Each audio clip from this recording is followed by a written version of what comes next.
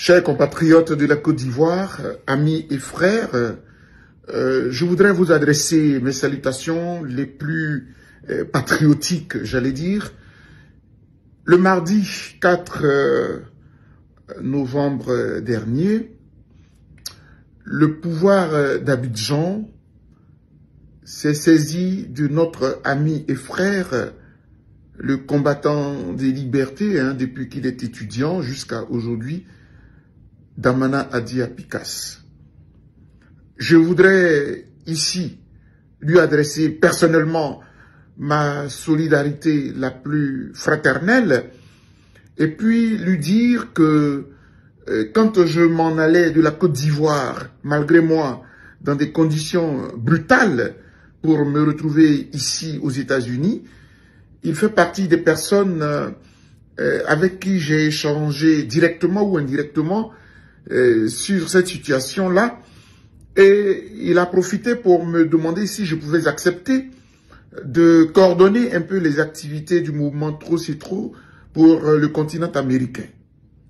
Et je lui ai dit que c'était un combat national et donc je ne pouvais pas me dérober devant la responsabilité. J'ai accepté.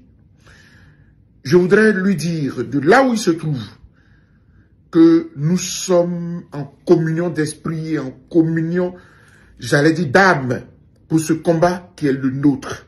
Je répète à qui veut nous entendre. Nos aînés qui ont bâti cette nation ont fait leur part. Le divin a voulu que notre génération assume cette responsabilité-là, celle de se battre pour que les libertés, les droits de tous les Ivoiriens soient une réalité. Et chacun parmi nous, à son niveau, où qu'il se trouve, se bat pour accomplir cette mission-là. Damana Adja Picasse, tu restes un patriote et tu es engagé jusqu'au bout. Mais mon message va surtout s'adresser aux autorités ivoiriennes. Vous pouvez vous réjouir d'avoir pris Damana Adja Picasse. Oh, jubilé, autant que vous le vouliez. Mais ce que vous devez savoir, c'est que la façon dont vous traitez tous nos compatriotes, la façon dont vous traitez tous les leaders de notre génération, sachez que, tôt ou tard, cela peut vous retomber là-dessus. Sachez-le. Parce que ce pouvoir-là, il est à sa fin. Je l'ai dit et je veux le redire aux Ivoiriens qui m'écoutent.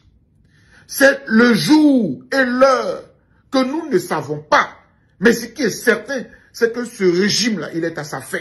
M. Ouattara ne peut pas faire 4 mandats dans notre pays. Ce n'est même pas possible. Ne rêvez pas. C'est vrai qu'il peut y avoir les dimensions spirituelles et tout. Mais vous et moi, nous sommes dans un combat de conviction, oui ou non. Nous sommes dans du vrai. Quelqu'un qui vient, qui élimine tout le monde et qui s'impose. Et qui veut... Non. Maintenant, vous voyez qu'en ce moment-là, il y a une petite accalmie. En attendant la marche qui est prévue pour le 8 novembre prochain, cette grande marche-là, il y a une sorte d'accalmie. Parce que les uns et les autres se gênent un peu sur la question des législatives ou pas législatives. Moi, j'ai été très clair sur cette question. Je ne veux pas y revenir.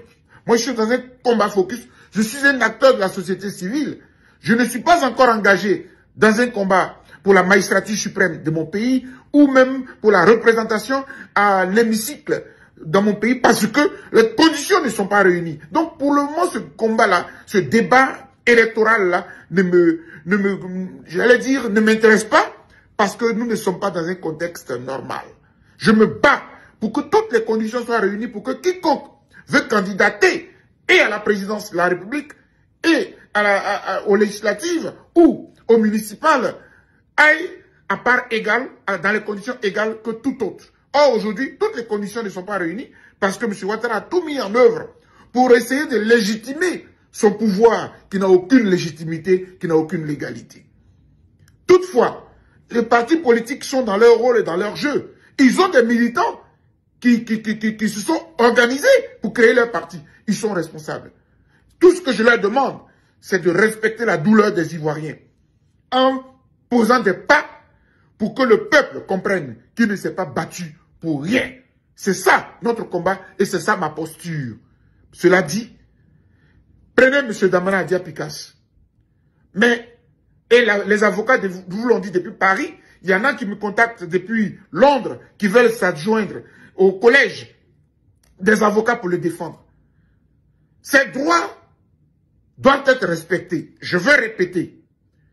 Les droits de Damana Adia Picas doivent être respectés du premier au dernier des droits de l'homme. Parce que dans tous les cas, tout ce que vous faites aujourd'hui, ce que vous avez commencé depuis 2000 jusqu'à aujourd'hui, vous allez le payer. Vous-même, vous le savez. Et M. Ouattara le sait en premier. Lui qui a voulu frapper un régime et qui l'a fait et qui est tombé. Lui qui a voulu rendre notre pays ingouvernable. Et depuis lors, la Côte d'Ivoire est pratiquement dans le brouhaha. Des divisions à un point fini. Jusqu'à ce que nous soyons à la lisière de la division entre les communautés nordistes et celles sudistes. Entre les peuples, jusqu'à ce que nous frôlions même des guerres religieuses. C'est du Ouattara. Mais tout cela va prendre fin.